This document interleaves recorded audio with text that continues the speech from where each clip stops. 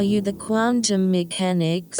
Yes, we are the quantum mechanics. Also known as the justified ancients of woo-woo. If you're interested in the paranormal and the high strangeness, we're the podcast for you. Whether you're a believer, a doubter, or somewhere in between. I'm Ben. And I'm Peter. And we are the Quantum Mechanics.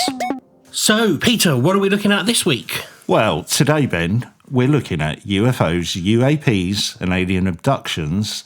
But we're going to focus on theories that are outside the, I guess you would call it more mainstream view, that UFOs are nuts and bolts spaceship filled with intergalactic travellers. Yeah. We're going to look at some different ideas to that.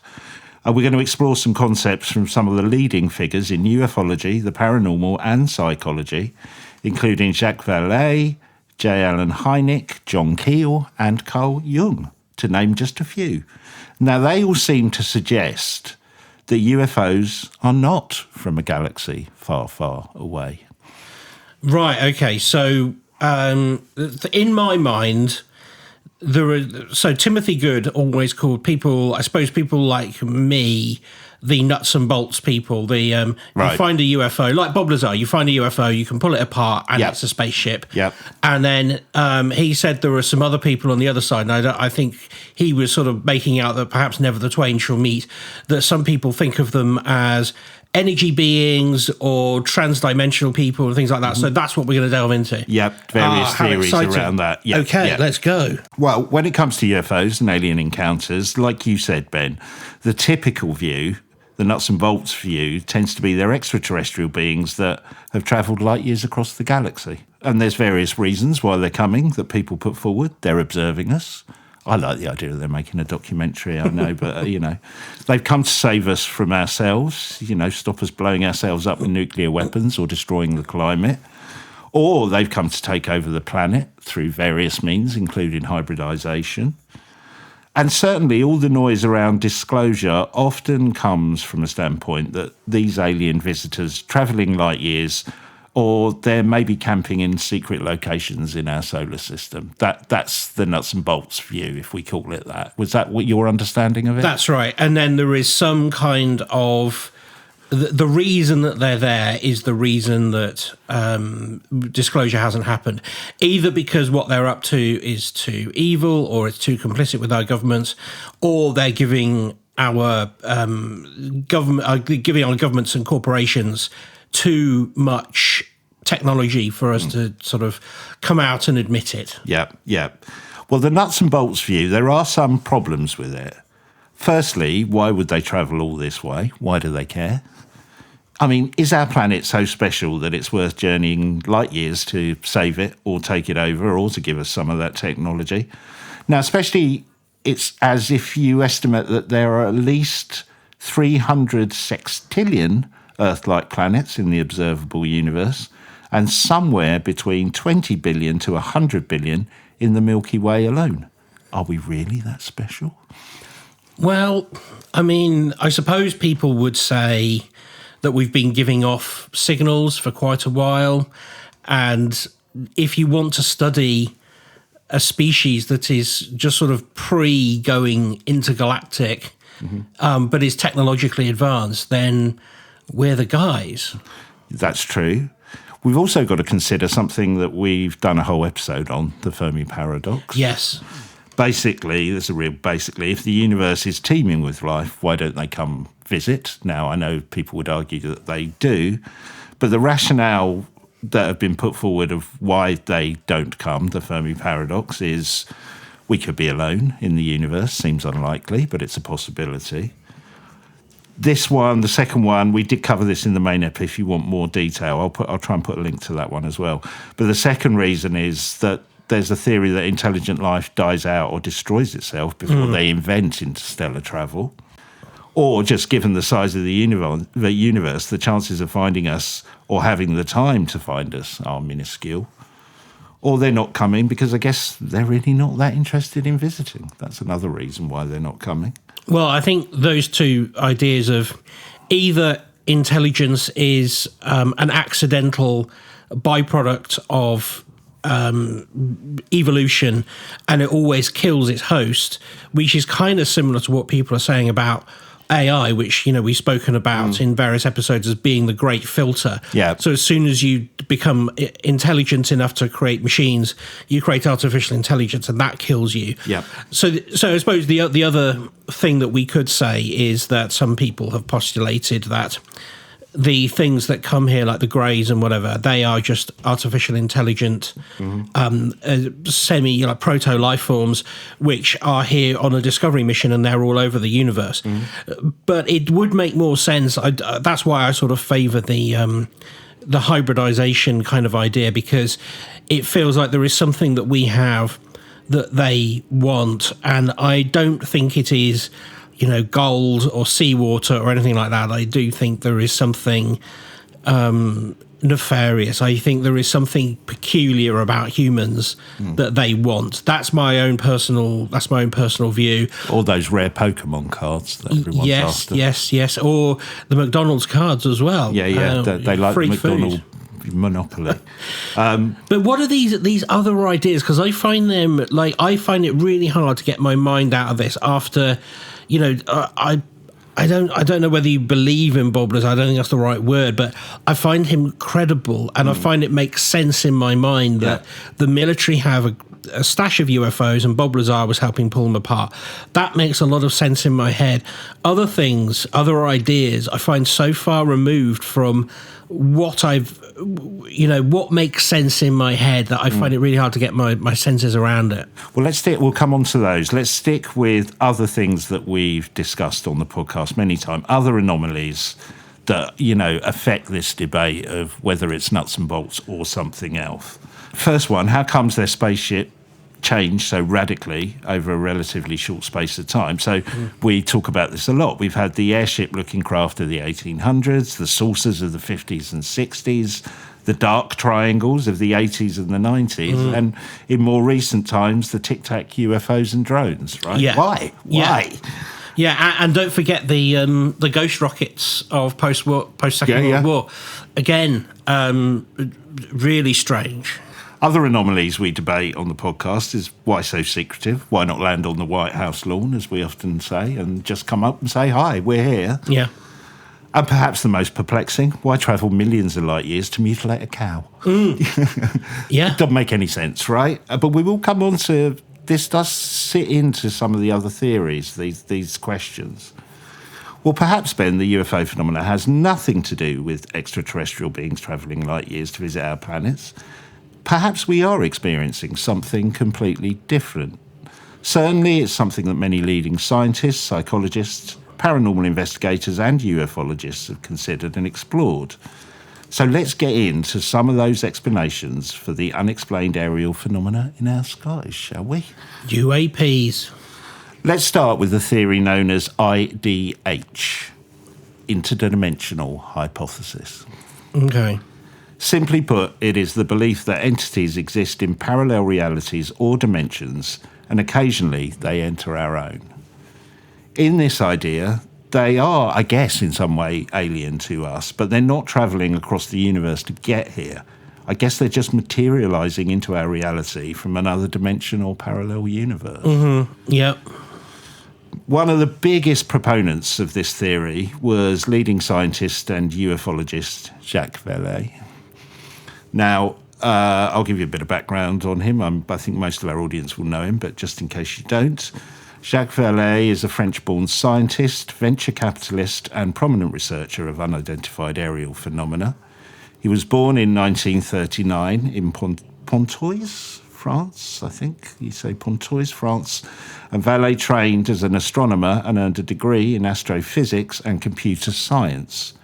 He later moved to the United States, where he contributed to the early development in information technology, including work on ARPANET, which was a precursor to the modern internet. Yeah, amazing. Alongside his scientific career, Vallée became widely known for his approach to UFO research. He gained broader recognition through his books, such as Passport to Magonia and Dimensions, and his work influenced both scientific and popular discussion about UFOs.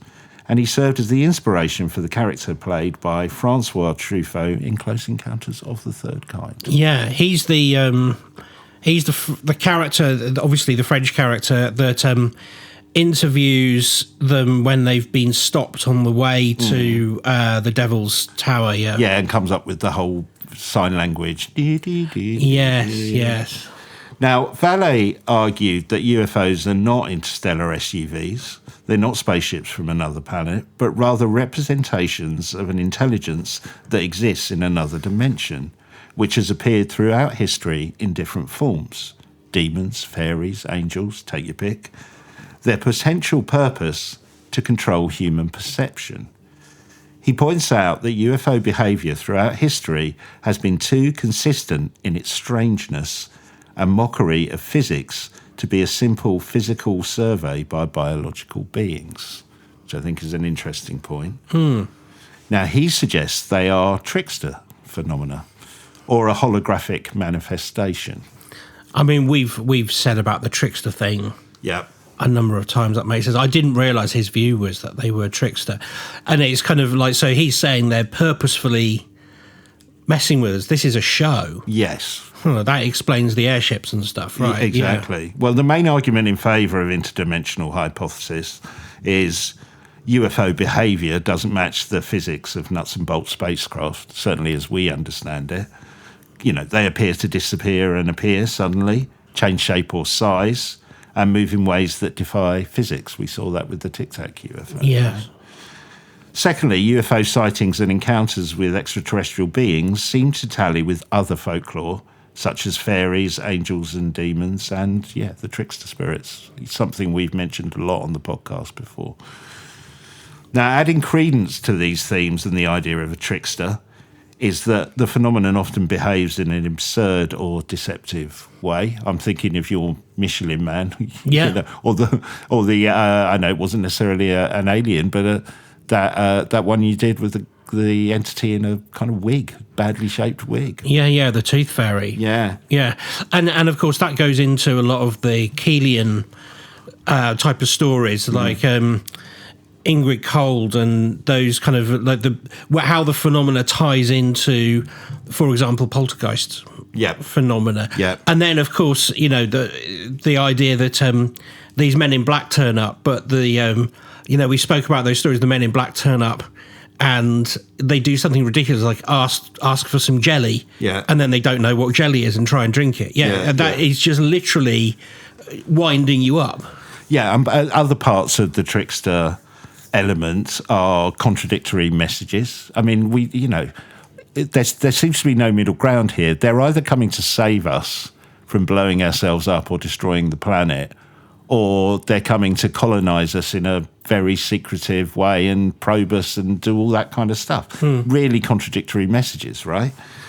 I really like this point he kind of makes about something about the interaction or the encounters often has a theatrical or symbolic nature to it, which does feel very trickstery as well, I think. Yes, exactly. When, obviously one of the earliest and most well-known abduction cases, Betty and Barney Hill. Yeah. Betty's she's shown a star map. Yeah. Of where they come from, but in such a way that when she reproduces it, no one believes her until they realise that it's a star map as seen from a different aspect of the galaxy. That is like sniggering behind your back, like, wait till you find out what this is, and then it's like, oh no, it's true. And that kind of takes me on to my next point about leaving either ambiguous or misleading evidence. Right. Which is very common, right? Now, I guess a skeptic would argue that's to do with the quality of the witness rather than necessarily the encounter. But if it's not, then there is something trickster or deliberate about it, right? Well, all these factors led Vallée to think it wasn't just visitors, it was something that manipulates our perception and beliefs. Another aspect is the fact that witnesses often report an altered state of consciousness, missing time, and as you mentioned, even poltergeist-like activity. So in terms of Vallée, it led him to what he called a control system hypothesis, where he proposed that UFOs might be a part of a control system influencing human culture and beliefs, nudging our development over time, operating outside normal space-time. Now, the idea overlaps with interdimensional thinking, something not bound to our universe in the usual way. Now, I found an interview with Vallée where he talks about some of these themes. Have a listen to this. It's not just that we're going to shake the hand or the tentacle of a Venusian. This is not the problem. The problem is much deeper. It's us and what we imagine as being the universe. That is at stake. And that's why there is so much... we think of it as resistance from the scientific community. It's not resistance. It's that, well, it is resistance, but it comes from the feeling of that it takes you too far too quickly. And we have not built the scale of discoveries that we need to build to get there. And of course I studied physics. I have a degree in physics, but I'm not current on modern physics. But I have friends who do, and I talk to them, and they tell me what is involved here is that we need to let go of the idea of time and space as dimensions. But when the Air Force sends somebody to interview a witness, they say, what time was it when you saw that? Where were you? Where did you go? How long did it last? Well, all those questions have to do with time and space. If time and space are disposable, which is this is not what UFOs say. That's what modern physics teaches. But it doesn't teach it at the ordinary student level. It's at the research level that when you look at the contradictions between relativity, general relativity, and quantum mechanics, that you hit that problem, that you need to let go of the idea of time and space, because those were secondary concepts built on top of something much deeper. And with UFOs, you have to go deeper. I mean, talk about that large object that disappeared into nothing, that just vanished from the universe. It vanished from our universe. Well, is there another universe where it's going? How can it, without noise, without acceleration, how can it just move along and fade into nothing? It never really occurred to me, that idea of trying to compare our own senses and perceptions against the phenomena that is kind of, I guess the way he's describing it almost happens to us and we become part of their experience. And I'm using their in terms of I don't know what that is. What is it? Well, they are, yeah. But I sort of get his point, but I'm not quite sure how else you could record something without asking where it happened, because otherwise, you've got a discombobulated story. But what he says there, I do understand it, but it also does fit in with, I would say, like a Lazarian point of view, because in the nuts and bolts world, we say, well, these spacecraft, they disappear because they've got these, they can control gravity. So they appear to blink out of existence just purely by the speed with which they vanish. And I guess what he's talking about there is something much more transdimensional. Yeah. And I suppose it just depends on, he's obviously speaking with other evidence that he has around him. So I don't want to sort of argue against what he's saying, but I can still see room for both sides of the debate coming through on the things that he's talking about. Yeah, definitely. So his interdimensional hypothesis, I guess it puts forward the idea that UFOs and extraterrestrials have not travelled across the galaxy to visit us. They are interdimensional entities, perhaps on some strange mission to control us or simply mess with our heads, I guess. I mean, another leading figure in the field, J. Allen Hynek, also leaned later in his career to this idea that UFO phenomena could be more about interdimensional beings rather than traditional nuts and bolts from another galaxy. So Hynek, again, you probably all know who he is, but I'll give you a brief summary. He was an American astronomer and professor known for his role in the scientific study of UFOs. Born in 1910 in Chicago, Hynek earned a PhD in astrophysics and went on to teach at institutions such as Northwestern University. Now, he initially served as a scientific consultant to the US Air Force on projects like Project Blue Book, where his role was to help explain UFO sightings using conventional science. Now, early in his involvement, Hynek was sceptical of UFO claims and often debunked reports as misidentified natural or man-made phenomena. However, over time, his perspective evolved as he encountered cases he found difficult to explain. So he later founded the Center for UFO Studies and developed the widely used classification system for close encounters. We all know the ones, which influenced both research and culture. And obviously his work inspired elements of Close Encounters of the Third Kind, in which he even made a brief cameo appearance. I guess he's best known for his work with the US government and Project Blue Book, right? I think it's fair to say, outside of Close Encounters. So that was a systematic US Air Force study of UFOs that took place from 1952, formally closing in 1969. It investigated 12,618 sightings, concluding they posed no national security threat, were not technologically advanced, and were not extraterrestrial. And famously swamp gas. Well, I'm going to get on to swamp gas, actually, because that is probably one of his most famous and certainly controversial cases, right? So that was a case in 1966, known as the Michigan UFO sighting, which was a mass sighting of UFOs, including sightings by over 100 students and staff at a local college, and local police saw it too. Now, Project Blue Book put forward the widely ridiculed explanation that the sightings were not ETs, but decaying material from the marsh causing swamp gas, which was mistaken as a UFO. Yeah, and then a weather balloon flew over.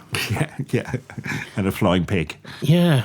Now, it seems Hynek's experience while working on Blue Book, and this case in particular, highlighted for him the issue of why the government and military investigations of the phenomena were flawed. A rush to put out an explanation, I guess, any explanation that didn't include the word unexplained. Yeah, probably learning from, if you go down that route, Roswell, we found a disc. Oh, actually, no, it was famously a weather balloon. Yeah. Famously not a weather balloon, where you think about it. But yes, so what they'd learned was you rush out an explanation, and the more you say it is, people just accept it. Yeah. I mean, Hynek had a quote about this later in his career. He described Project Blue Book as a society for the explanation of the uninvestigated. Right, okay. So he's admitting that basically it's an excuse factory. Yeah. Basically. Right, okay. Yeah. I mean, later in his career, Hynek, like Vallée, began to consider that UFOs may be interdimensional. In his 1975 book, The Edge of Reality, which he co-authored with Vallée, he wrote, "There could be other universes with different quantum rules, or vibration rates if you want. Our own space-time continuum could be a cross-section through a universe with many more dimensions. In the same sense, there may be interlocking universes right here. We have the idea of space. We always think of another universe being someplace else. It may not. Maybe it's right here." So his rationale for UFOs and alien encounters being interdimensional included that he found it statistically improbable that aliens from a distant star would be humanoid. Yeah. Which is a fair point. It is, although we have discussed panspermia, which would explain that. Yeah. He talked about the sheer volume of sightings far outstripping the number of what he called expeditions any single alien civilization would likely mount. He noted that sightings often included bizarre and irrational behaviour that felt more like a psychic or spiritual system than a physical invasion. So we're back to that point again. Yeah. I think this quote sums up his position. He says, "Does it really hail from afar, Or is it perhaps much closer to us than we suppose? Is it meta-terrestrial rather than extraterrestrial? Like that phrase? I like that phrase. So, yeah, he seemed quite aligned with Vallée on this interdimensional piece and does touch on some of the themes that Vallée talked about. But I just to throw in there, I get it, but is he saying that so there's a number of things again here. So the way that some people explain this transdimensional kind of, it's like two realities existing together, but they're in a different phase. I like to think of it like the rotor blades on a Chinook helicopter. Yeah, they kind of go through each other. Yeah, and a bit like a time slip. Sometimes you can see through for unexplained reasons. You know, let's say that it's a natural phenomena or it's part of their technology, but for there would have to be a reason that, again, that idea that, there's too many seen to be from an expedition from a faraway galaxy, sure, but that means there's a lot then coming in from a transdimensional universe, which means they're doing something specific in our reality. Right. Yes, I agree with that, because there's two ways of looking at it. There's how you were kind of describing it, that almost it's some anomaly that allows this to happen. Whereas I think in my reading of both Vallée and Hynek, it seemed more, I mean, I don't think they were definitive, but it seemed more to lean to, we can't travel into their dimension. We don't know how to do it, but they know how to get into ours. Yes. I mean, there will be people who say, you know, we found stargates in Iraq. Yeah, that one we were doing portals. Remember that? That's right. Yeah. And there'll even be some people who go so far as to say that's what those Middle Eastern wars are about. I'm not going down that route at the moment, but. But also, you can add the concept of portals into things like Skinwalker Ranch. Of course. You know, even poltergeist and other paranormal activity involves portals, right? Well, yeah, literally all of these things, because everything from, because I did that other ranch story, the Marlborough Ranch. Yeah. But it also goes down to, you know, that is what poltergeists do as well. They manifest things. That's what jots are about. Things come in and out of existence and reality. Yeah. But all of it seems like one big laugh. You know, this is now we're getting to the point where we're talking about, you know, Aunt Edna's pearls that go missing from the side of her bed and then literally appear 2 miles away in somebody else's car footwell. Yeah. It's like, why would any entity do that apart from to mess with you? And so I can't believe Aunt June's husband accepted that argument. Oh no, that's how my pearl necklace got there. It was Aunt Edna, actually, but yeah, but no, I see you. But you get the point. It's ridiculous, isn't it? Yeah. And we spoke about how the more ridiculous these things are, the less likely that the person who observed it is to be believed. Yes. Which seems to be part of the reason for doing it. Yeah. Well, that leads us nicely, actually, to the next person I want to talk about, because I think, you know, Vallée and Hynek are, I would say, regarded as, you know, pretty much firmly in the UFO camp, right? Yeah. But the next person I want to talk about is John Keel, who I guess that obviously has talked about UFOs, but also is well known as a paranormal investigator. And, you know, I guess he's most famous for one of the most bizarre paranormal, observing one of the most bizarre, and logging one of the most bizarre paranormal events in history.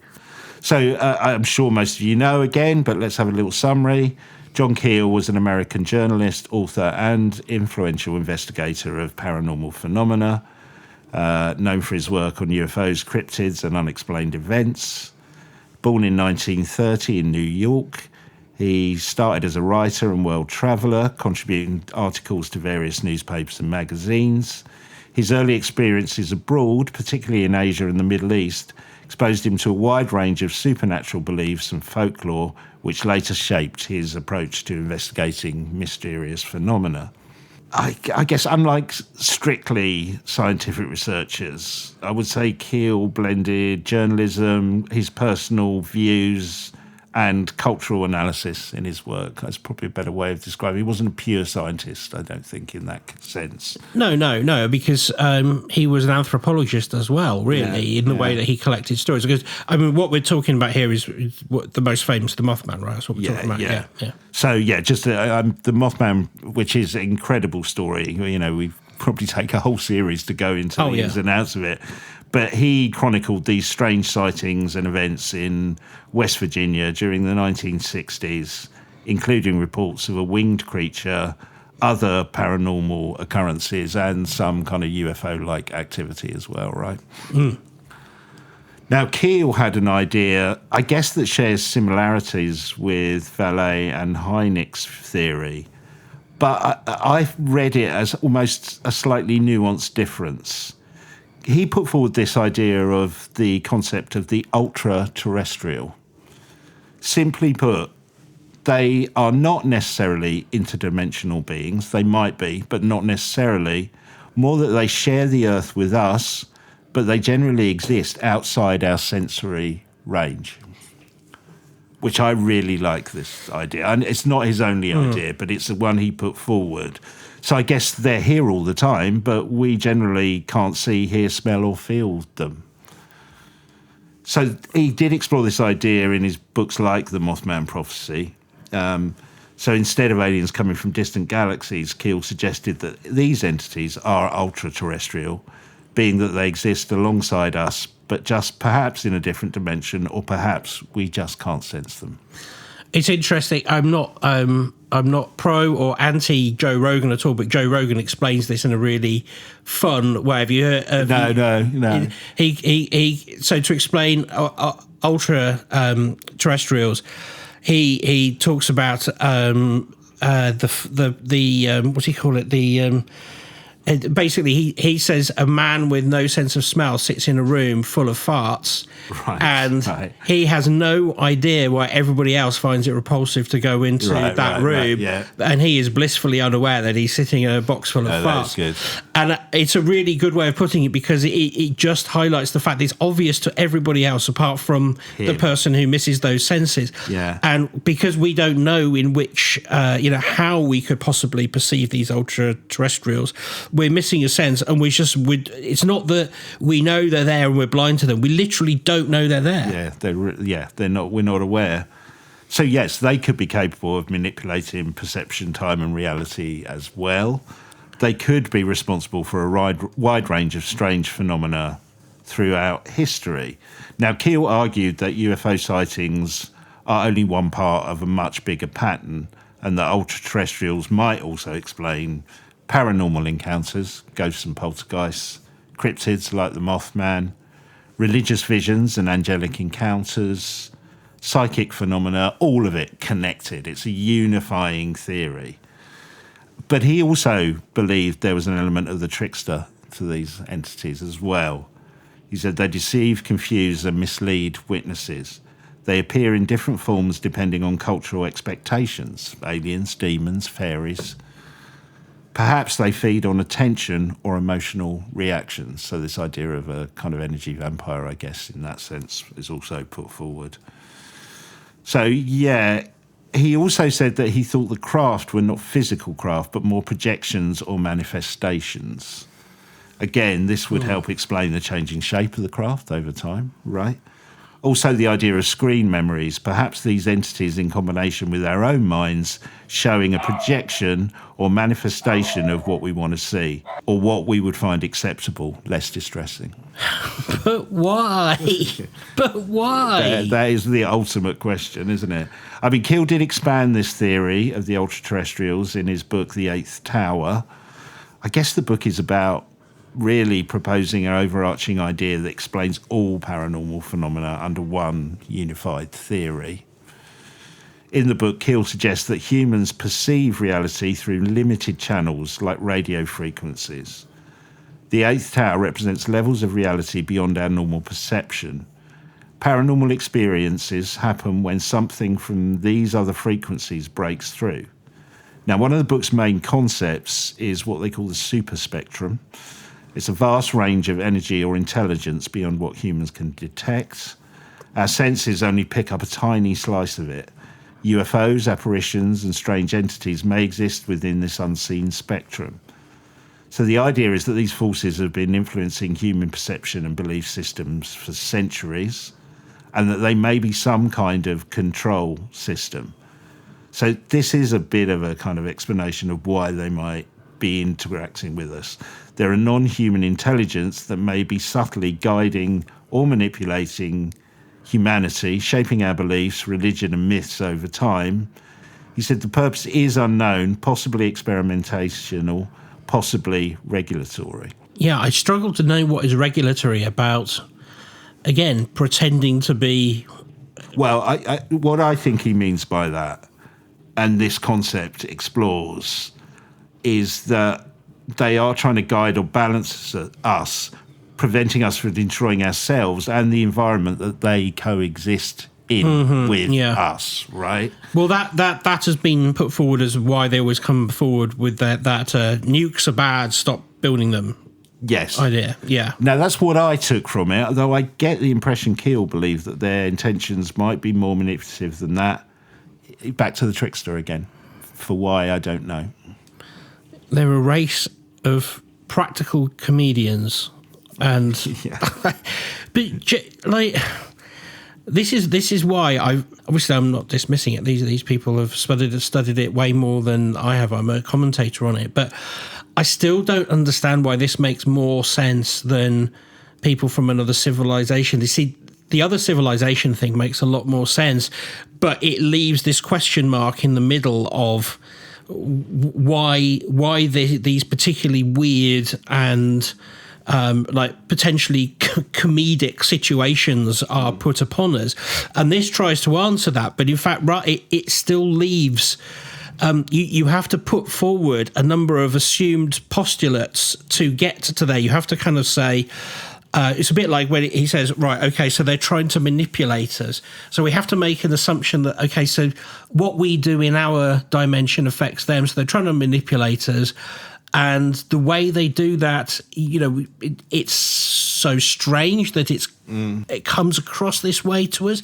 That's where the argument falls down. It does, I get this is our environment too. We want to protect it. Of course. Would explain why they hang around nuclear bases and nuclear tests and stuff like that. They don't want us to do that and blow ourselves up.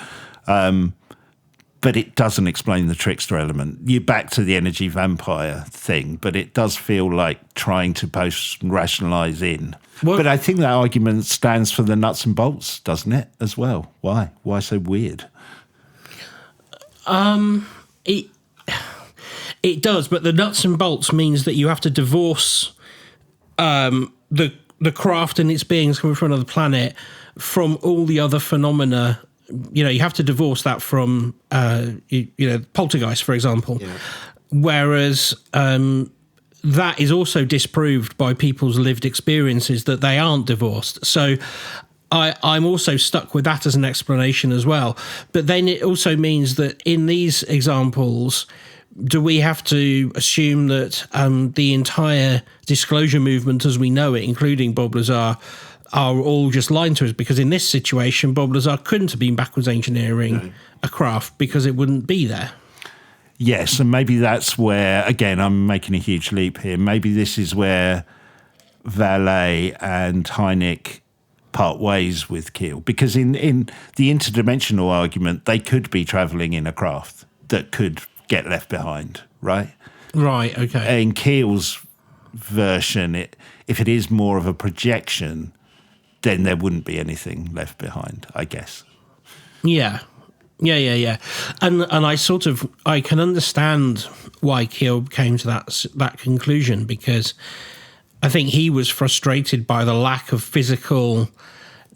not physical evidence, but kind of artifacts and provable pieces of elements that were left behind. Whereas in the nuts and bolts world, we're always looking for, little bits of the ship that crashed in Roswell. People still go up to that ground and with a metal detector. Yeah. Or we're looking for angel hair, we've spoken about that, things that seem to be tangible, which would tie into a spacecraft with a propulsion mechanism. I mean, I don't want to go round in circles on this, but these are really interesting ideas. But, has anybody come up with a rounded theory that's sort of a unified theory of the weird, basically? Who comes closest? I think Keel comes closest, really. I think he's the one, in my reading of it, Hynek and Vallée, it's almost a throwaway that almost people are misinterpreting these interactions with these interdimensional beings as, God myths or religion or cryptids, whatever. Whereas I think Keel seems to have embraced it more as a single phenomena that encompasses all those things. Do you know what I mean? Like in a hierarchy, I would say, this is just my opinion, Hynek and Vallée are going, it's UFOs, and the other shit that comes with it is, that's a byproduct of the UFOs. Whereas Keel's going, it's all the same thing. It's all the interdimensionals. Yeah, I would buy into that more. I need more details. Although it's for other people to to contribute now. But yeah, okay. Well, if interdimensional hypothesis and ultra-terrestrial theory put forward the idea that aliens are not travelling across the universe, the next idea we're going to dig into claims they're not even aliens at all. Okay. The theory is known as the IFO model. The strange phenomena we see in our skies are identified flying objects. In this theory is put forward by Dr. Michael Masters. Now, Michael P. Masters is an American biological anthropologist and also known for his theories about the UAP phenomenon. He earned his PhD in anthropology and serves as a professor at Montana Technological University, where he specialises in human anatomy, evolution and primate behaviour. This might give you a clue of where we're going. It's monkeys. It's monkeys. Masters is conducting academic research in human evolutionary biology and forensic anthropology. Now, he's best known for his book, Identified Flying Objects. Now, Masters proposed the identified flying objects suggest that UFOs are not extraterrestrials, but our own human descendants returning from the future to study their evolutionary past. He believes the similarities between grey aliens and humans, bilateral symmetry, humanoid structure and brain size suggest they are not aliens, but future humans using time travel. How does he know what brain size they've got? I don't know. He's an expert on this stuff. I guess by the size of their heads that are reported. Yeah, but I mean, unless you've actually got one, their brains could be in their bellies. Quite tricky to get hold of one, isn't it? Yeah. It'd cost you a fortune on eBay, wouldn't it? Looking for alien grey brain.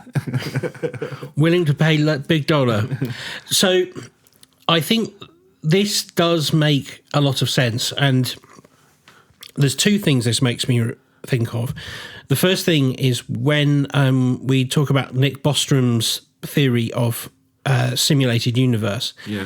He talks about ancestor simulations. Yeah. And the idea that as soon as you become, you have a computer that is powerful enough to do a real world simulation that is indistinguishable from reality, what you do is you simulate how you got there. You do ancestor simulations. So coming back to study ancestors is, that's a compelling sort of, it seems like other people have had that idea. And the other thing that's, comes out of it is I once worked on a TV show where we were looking at what humans would look like in a million years' time in terms of evolution, considering the impact on our sort of senses and body from the food that we eat and the screens that we use. And you end up with something which isn't a million miles away from a grey alien because, we've gone from being built to operate like hunters and gatherers through a relatively swift period of farming as an entire species, and now we are sort of post that. So we're in a world where evolution is being governed by, it will be governed by the fact that we're looking down and looking at phones and using our thumb more and stuff like that. Well, and clothes, central heating, you could see a world in where we lose all our hair, basically, right? Yeah, that's true. Although they are often portrayed as either wearing skin-tight outfits or nothing at all. So I don't know whether they're sort of German naturists or I don't know how that the comes about. grey naturist. Yeah, I'm gonna go. He's go into his book in another episode because this is how I started this. Really looking at his work. And I thought actually it made sense to kind of explore some of the other ideas before we get into more detail on his. So I will come back to this theory. But there was two things. There's one thing I thought of about it. He's got this time travel element. But if you go for a kind of panspermia Star Trek type vibe, it could be our ancestors actually nuts and bolts coming back to see us, couldn't it? Mm-hmm. They've just create life on another planet, or that's where we started. But yes, I will come back to his. But the skeleton outline of his theory is he looks at the potential development and progression of the current human race and can envisage us in the future developing something like an alien grey would look. He looks at the many cases of time slips or signs of time travel. So, you start to form this idea that the UFO encounters are not alien creatures, but future humans travelling through time to observe or even interact with us. Still doesn't explain the trickster bit unless they're having a laugh as well. Yeah. He, like Vallée, cites religious encounters with supernatural entities. Folklore could be misinterpretation of contact with these humans from the future. Modern stories of alien abductions may involve conscious time travel or contact with both our future selves or non-human intelligence, such as robotic AI. So again, I guess the other advantage of this time travel scenario is it does away with them having to travel light years across the galaxy. They are here, they're just in another time. But is travelling through time materially much different to travelling through space? Because they both, it's down to, E equals MC squared. Yeah. And if we knew the answer to that, we wouldn't be sitting here, would we? Let's be honest. I love that. It's like, wow, how do we solve Ben's just solved interdimensional travel. No, but you know what I mean? It's like if they're sitting there going, we don't have to go to another galaxy. We have to go back in time. And everyone's got, we don't have to go across galaxy. What do we do? Go back in time. Oh, brilliant. So how do we do that then? Clever clogs. Yeah. I don't know. Well, I mean, the theory does neatly explain some of those key things we talk about on the podcast. We are here to help you or stop you destroying the planet type vibe, because that would affect their future. And that makes sense with, UFO sightings and interactions around nuclear and other military facilities, right? It's like, please don't blow up the planet in the past and ruin it for us in the future. Well, that's the ultimate Back to the Future. The parents didn't get together. It's because there was a nuclear winter, Well, I'm going to come back to that book, so I won't say more on that theory. It's an interesting theory. They're not aliens at all, just evolutionary future versions of us. Mm-hmm. Who I would have hoped would be a little bit more better looking in the future, but we seem to have got uglier if you take the normal description of an alien grey. Maybe that's why that being was wearing a wig, because it was so like, dang, we lost all our hair. Yeah, whoa, hold on and look at them all. They all look so weird. Let's put a wig on, yeah. So what we shouldn't do is invest in shampoo companies right now. Yeah, it really shouldn't, Not for the long term. So we've looked at the idea that UFOs are beings from another dimension, entities that exist outside our sensory range, or they could be future human race visiting us through time travel. Should we have another theory? Mm-hmm. Let's move on to leading figure in the world of psychology, Carl Jung. Mm-hmm. Carl Jung, Swiss psychiatrist and founder of the analytical psychology movement, one of the most influential schools of thought in modern psychology. He was born in 1875 in Switzerland.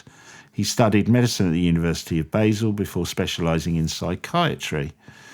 Early in his career, he collaborated with Sigmund Freud, but the two later parted ways due to theoretical disagreements and arguments about the paranormal, I might add. Oh, really? Yeah. Jung went on to develop key concepts such as collective unconsciousness, archetypes, and psychological individuation. These all emphasise the integration of consciousness and unconscious aspects of the mind. Now, we did a whole episode on Jung and the paranormal, so check that one out. But in that episode, there were connections between various forms of psychic phenomena like precognition, remote viewing, even ghosts, with the concept that Jung put forward of a collective consciousness, or perhaps more accurately, a collective unconsciousness. Simply put, on a level, we are all part of a hive mind connected to everything in the universe throughout space and time. Mm-hmm. That's probably the simplest way I could put it. Jung explored these concepts as they related to UFOs in his 1958 book, Flying Saucers, A Modern Myth. In the book, Jung does not specifically come down on whether UFOs are real or not, more about what they mean psychologically and culturally. So he believed they were a projection of the human psyche. As with a lot of Jung's work, the interpretation of the meaning tends to fall somewhere on a spectrum. So projections of the human psyche, I guess, can be interpreted as simply a fantasy, people seeing what they want to see. And that can go, the spectrum can go right the way through to a more woo-woo interpretation that humans are creating a real phenomena through a kind of manifestation, kind of Tolpa-like, right? Right. Now, wherever you sit on that spectrum, Jung makes some key points in terms of UFOs. People see them during times of uncertainty and fear. So Cold War anxiety is a really good example for the big UFO flaps. Foo Fighters as well. Mm-hmm. They function like modern myths expressing unconscious needs, he said. He treated UFO sightings as a collective myth emerging in real time. In early eras, people saw angels or religious visions. In the 20th century, these take the form of technological, space-related imagery. UFOs reflect a shift from religious symbolism to scientific imagination. UFOs symbolise a deep psychological need for order and control.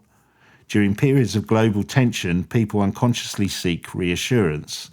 The idea of an advanced being watching over humanity can be comforting. Yeah, I see that particularly now, I think. Yeah, and I guess there is a flip side to that in something you've covered before. They can also represent a fear of colonisation and a destruction of our way of life. So they can serve, depending on where you sit, they can serve two purposes, which does make sense in the way of, no, they're here to help us and save us. No, they're here to stick a probe up our backside. It's like, well, how do these two things work, right? So in his book, he doesn't fully deny that UFOs might have a physical basis, but he focuses on how people interpret what they see, not necessarily trying to prove their existence. Even if some sightings are real, their meaning is shaped by our psyche, basically. But he did, in a letter he wrote, state and acknowledge that the phenomenon might be a real one. He wrote to a friend in 1957. He said, "The problem of UFOs is, as you rightly say, is a very fascinating one, but it is as puzzling as it is fascinating, since in spite of all the observations I know of, there is no certainty about their nature. On the other side, there is an overwhelming material pointing to their legendary and mythological aspect. As a matter of fact, the psychological aspect is so impressive that one must almost regret that the UFOs seem real after all," he says. "I followed up the literature as much as possible, and it looks to me as if some things were seen and even confirmed on radar, but nobody knows exactly what is seen." So there was some admission that something was going on from Jung, even if some Jungians would say, no, he was saying it's just purely a manifestation, almost a human subconscious being visualized, not in a real time. Yeah. But, he did seem to lean to the fact that something was existing, which I guess if you follow his theory through, could push you more down the spectrum of we are manifesting them. He doesn't say that, but you could tell. Yeah. I mean, I totally get that, but it makes liars out of a lot of people in that world, like Travis Walton, for example. Well, he may believe it's true. If he manifests it, he could interact with it like a tulpa, could he not? So he could go on board it and be missing for 5 days. Yeah. Oh, okay. Because he's created it. Okay, I see what you mean. I see what you're saying. Yeah. Well, like I said, I don't think he specifically claimed that UFOs were humans projecting something from their minds or collective consciousness into reality. I guess his position was more, whatever they are, we project what we want to see or what we need to see or get out of them, right? Which is a bit like your colonization fear point that you made in another episode. But yeah, so the implication of, let's call it the Jungian approach to UFOs, they are a projection, a manifestation of humans to some degree. Whatever that degree is probably up to debate. Right, okay. Let's look at one more alternative theory regarding what UFOs and their occupants are. This one was put forward by Dr. Gary Nolan. Now, Nolan is an American immunologist, professor and entrepreneur known for his work in biomedical research, as well as his involvement in the study of unidentified aerial phenomena. He's a professor at Stanford University. Come on. Of course he is. Go Stanford. Where he has made significant contributions to immunology, cancer research and advanced cell analysis technologies. Now, Gary Nolan has talked about different options regarding the nature of UFOs. He does not claim to have a definitive answer about what they are or where they come from, but his position is notably more open and, I guess, scientifically grounded than your traditional skeptic. So he's a little bit more open to ideas. He stated that some UAPs represent real physical phenomena exhibiting advanced technology beyond current human capabilities. So rather than dismissing sightings, Nolan argues that evidence, particularly from military encounters and sensor data, suggests something genuinely unexplained is occurring that deserves serious scientific investigation. On the question of origin, Nolan has entertained multiple possibilities. He has suggested that the phenomenon could involve non-human intelligence, but not necessarily extraterrestrial in the conventional aliens from another planet sense. So like thinkers such as Vallée, he has indicated that alternative hypotheses such as interdimensional, I like this one, crypto-terrestrial, or unknown Earth-based intelligence should be considered. So overall, I think his position is that the phenomenon is real, likely non-human in some cases, and not well understood, and that progress will require careful data collection, research, and a willingness to explore beyond conventional frameworks. And I guess he shares a bit with Vallée on that. That's kind of the science point that Vallée was making. It's a different way of looking at it. So Nolan is open to different theories, but what I think is interesting is this idea that the craft visiting, wherever they come from, might not be piloted by biological creatures, but more likely by some form of AI. Yeah. I think that is almost a given now. I think that's almost a given. Nolan talked about this at a conference a couple of years ago. When he was asked about down craft crashing, he said, now the first question that people will ask is, well, if they're so friggin' advanced, why are they crashing? He said, because what's crashing is not actually living things. He says, I use this example a lot. If you want to study a tribe of cannibals in the middle of the Amazon, are you going to go yourself and show up in the middle of the tribe and hopefully not become their dinner? If you're an advanced intelligence, you're not going to put your life and limb at risk by coming here. Mostly what you're seeing here are either drones or some sort of advanced AI or whatever it is. We're already dealing with an alien intelligence in our own emails, ChatGPT, etc. We don't know what it's doing. So imagine if you were a million years ahead of us, how do you have a dialogue with something like that? Yeah, I totally get where he's coming from, and it does make sense. And it's sort of what that is touching on is the thing that you often say, the ants looking up at the moon. I do know something about Gary Nolan. When he started investigating UFOs, he was the subject of a very strange phenomena where people would start. Well, how do I explain it? Copies of him were turning up at events. Have you come across this? I think you've told me. I think we talked about this on the podcast before. Yeah. So he went to a conference. Wow. And somebody came up to him and said, "What was wrong with you at this other conference?" And he says, "Well, I wasn't there." And they say, "No, you were. You were talking." And then you got very angry with the audience, told everybody that UFOs weren't real, and stormed out. And he was like, "No, I definitely wasn't even there." And this happened to him a few times, that people would say that they had encountered him speaking somewhere, and his alternative personality or person would either take a contrary view to what he was talking about at the time, or come forward with a very rude version. So he would go, either you believe me or you're all idiots, kind of thing, as if it was trying to discredit him within the UFO community. And he never got to the bottom of it. And it was an extraordinary thing of like, the phenomena starts looking back at you. Yeah, or if you go with his line about artificial intelligence, almost a robot clone of him, you could go with, couldn't you?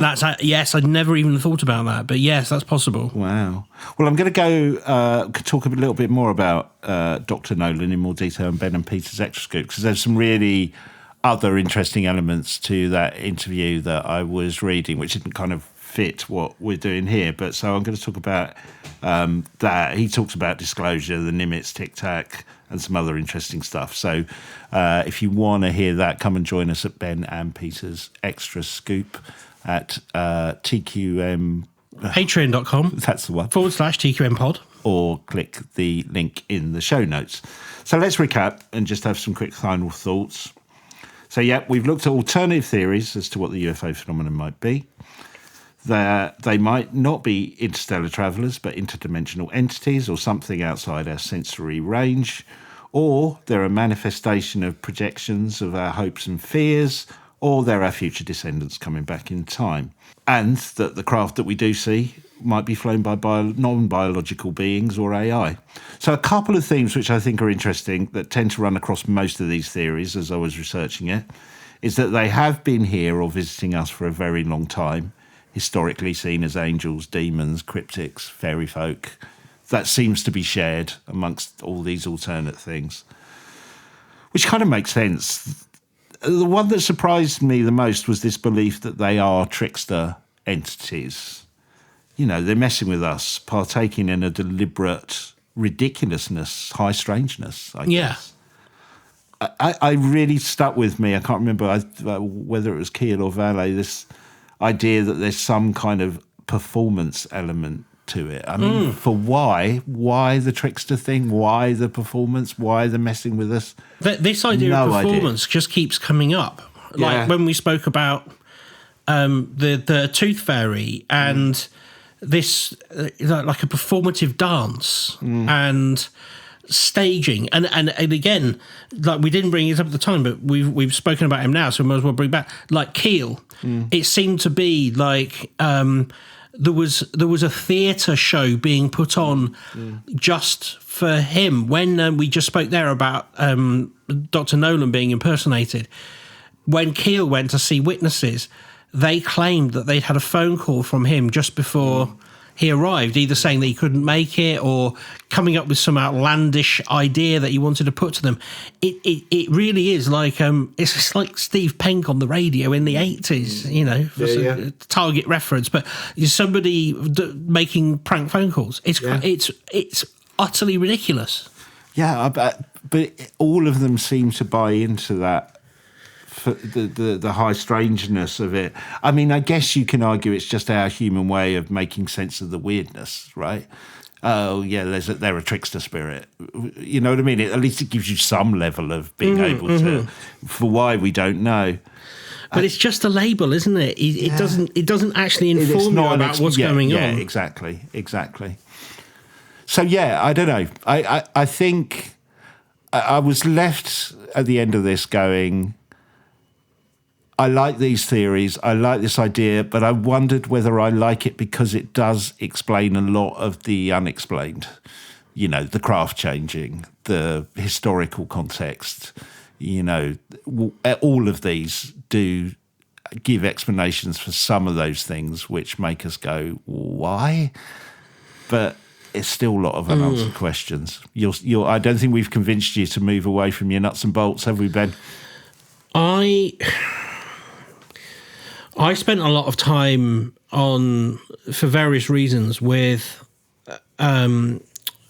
people who were nuts and bolts type folk, and there is so much physical evidence left behind, and I understand that physical evidence could be left by something else, but I really struggle with the motivations, and I think it's just because I have, you know, a monkey brain, which is very close to an amphibian brain, and I can't imagine why an ultra-terrestrial would start putting on performative, you know, art centre work for a global audience. But I can understand why people from another civilization far away might do it, and I can understand why lots of those civilizations might be coming here. But that's possibly because I've been watching Star Trek since I was a kid. Yeah. So one has to be careful of one's own sort of preconceived ideas that are hard to move away from. I want to believe Bob Lazar is telling the truth, and all of those other theories mean that he isn't. And I'm not sure they are, though. I still think you can have a physical craft with all of them. Maybe Keel's is a bit more difficult. Maybe Jung's is. I think Vallée, Hynek, the interdimensional beings may still have craft. And that's true. Our ancestors coming back from the future may have craft. Oh, yes, all right, I suppose that's true. I mean, Back to the Future, they had a DeLorean. Oh, yeah. But do you think, like, is there all this complexity, and is part of the performance to ensure that we never actually know? Is this the equivalent of when Captain Kirk says, let's beam down, everyone puts on goggly eyes and a fake moustache, and rather than communicating in English, they decide that they're going to do owl hoots to each other. Right. Not because of any other reason, that they want to confuse the people they're going to see, so they don't accidentally interpret that they're down there to analyze them. Do you know what I mean? It's I know that's a kind of bizarre example, but that would make sense. Yeah. And so the people that, you know, Captain Kirk and his crew are investigating, all they would see is some people making some strange bird noises and leaping around in false moustaches. And that's what they would tell other people. Yeah. And they go, well, that sounds a bit weird. What are they doing here? Sounds like there's a performance element to it. Whereas they go back to the ship and they're like, right, okay, so they're not as advanced as us, but they're getting there. You know, that, to me, that makes some sense, but it's a bit far, you know, it's not far-fetched. It's all flipping far-fetched. It was always Spock's beanie hat falling off that gave it away, wasn't it? There was a I don't know which Star Trek series it was. There was one episode where they had to go and rescue people who were observing a primitive, quote-unquote, culture from behind almost a force field that they couldn't see, and then something went wrong with the technology and they were suddenly revealed, and they had to go and mop all that up, basically. That's quite a clever idea. Yeah. Well, it could be that.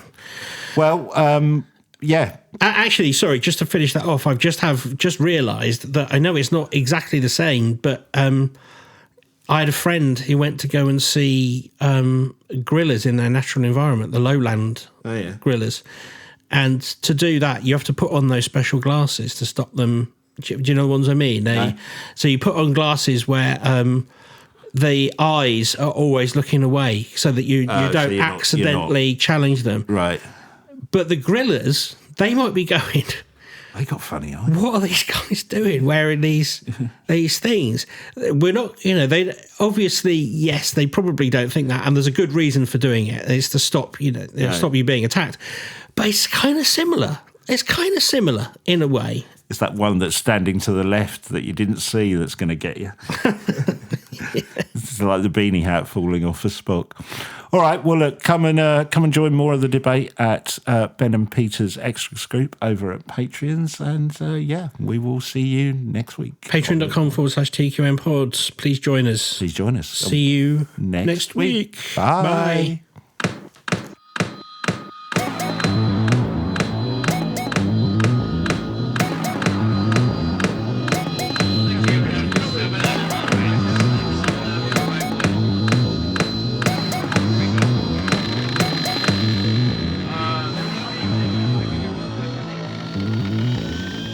Are you the quantum mechanics?